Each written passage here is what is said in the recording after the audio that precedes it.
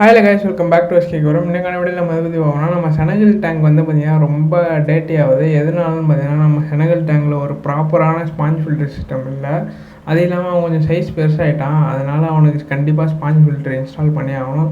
இந்த வீடியோவில் எதை பற்றி பார்க்க போகிறோம்னு பார்த்தீங்கன்னா, எப்படி ஸ்பாஞ்ச் ஃபில்டர் இன்ஸ்டால் பண்ணி தான் பார்க்க போகிறோம். இதுக்கு தேவை ஒரு பயோ ஸ்பாஞ்ச் ஃபில்டர், அப்புறம் ஒரு 3 to 2 மீட்ரு ஏர் ஹோஸ், அதாவது நம்ம ஏர் செக்ஷன் கொடுக்குறதுக்கான ஹோஸ். சரிங்களா ப்ரோ, இன்டர்னல் ஃபில்டர் வாங்கி போடாமல் இந்த மாதிரி ஸ்பாஞ்ச் ஃபில்டர் வாங்கி போனீங்கன்னா இது நல்லா லைஃப் வரும். நம்ம ஒழுங்காக ப்ராப்பராக மெயின்டைன் பண்ணால் போதும். வீக்லி ஒன்ஸ் வாஷ் பண்ணி யூஸ் பண்ணால் சூப்பராக இருக்கும் இந்த ஸ்பாஞ்ச் ஃபில்ட்ரு.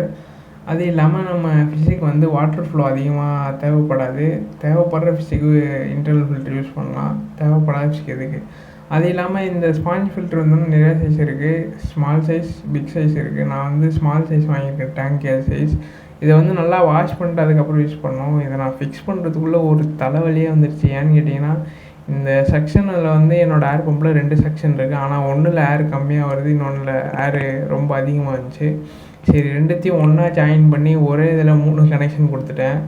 எப்படியோ ஒரு வழியாக நம்ம எல்லா ஃபிஷ் டேங்க்ஸுக்கும் வந்து பார்த்திங்கன்னா ஏர் சப்ளை வந்துருச்சு. இனிமேல் வந்து பார்த்திங்கன்னா நம்ம செனகல் டேங்க் வந்து அவ்வளோ டேர்ட்டி ஆகாது.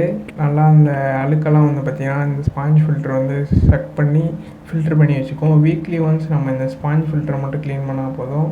நீங்களும் இந்த மாதிரி உங்கள் ஃபிஷ்ஷஸ்க்கு ட்ரை பண்ணுங்கள். இந்த வீடியோ லைக் பண்ணுங்கள். தேங்க்யூ ஃபார் வாட்சிங். Bye bye guys.